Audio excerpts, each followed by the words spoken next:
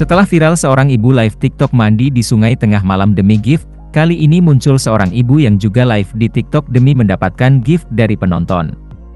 Bedanya ibu ini live TikTok tidak di sungai, hanya kolam kecil yang diisi dengan air atau mirip kubangan.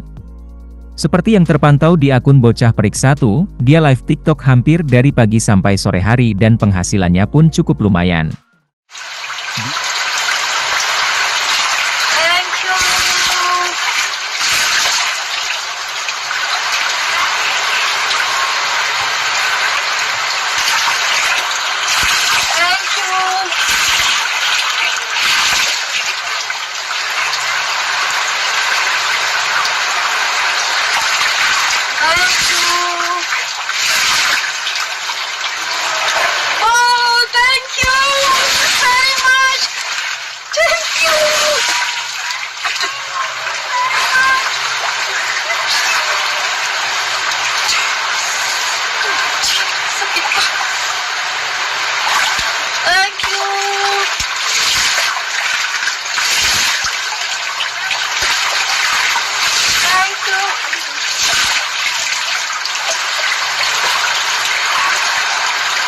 Terima kasih sudah nonton.